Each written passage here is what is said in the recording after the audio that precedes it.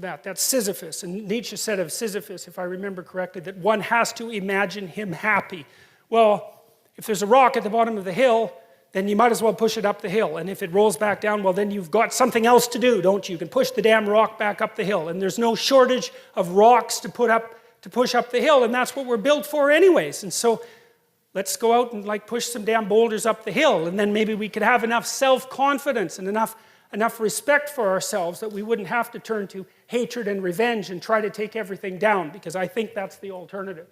So he's not weak. That's one thing you can say about him. The same idea represented there, right? That's Atlas, who voluntarily takes the world on his shoulders. It's like the idea of Christ taking the sins of the world on his shoulders. It's exactly the same notion, which is the notion that you should be able to recognize in yourself all the horror of humanity and take responsibility for it, because that's what that means. And the thing that's so interesting about that is that if you can recognize in yourself all the horror of humanity, you will instantly have a hell of a lot more respect for yourself than you did before you did that.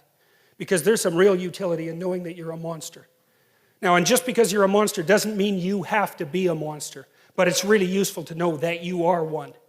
So, one of the things that Jung knew, and this is something that I find so amazing about his writings, and I think something that really distinguishes him, for example, from Joseph Campbell, who talked about following your bliss, is like Jung said very clearly that the first step to enlightenment is the encounter with the shadow.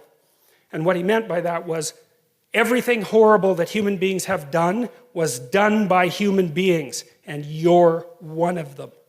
And so if you don't understand that, and to understand that really means to know how it was that you could have done it, and that's a shattering thing, to try to imagine that, to try to imagine yourself as someone who's engaged in medieval torture, to see how you could in fact do that. You're never the same after you learn that. But being never the same after learning that is unbelievably useful, because when you understand that that's what you're like, then you're a whole different creature. And I don't think, and this is something I did learn from Jung, is that you cannot be a good person until you know how much evil you contain within you. It is not possible. And it's partly because you just don't have any potency. Like, if you're just naive, if you're just nice, if you'd never hurt anyone, you'd never hurt a fly, you don't have the capability for any of that, why would anyone ever take you seriously?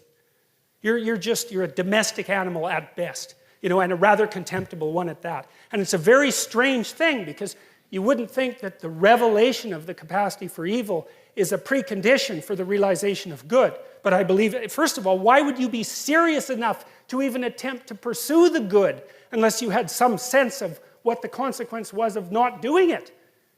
You have to be serious about these sorts of things. It's not the game of a child, right? It's the game of a fully developed adult. And I learned this in part when I had little kids. I wrote a chapter from my new book called Never Let Your Children Do Anything That Makes You Dislike Them. And why was that? And I wrote that after I knew I was a monster.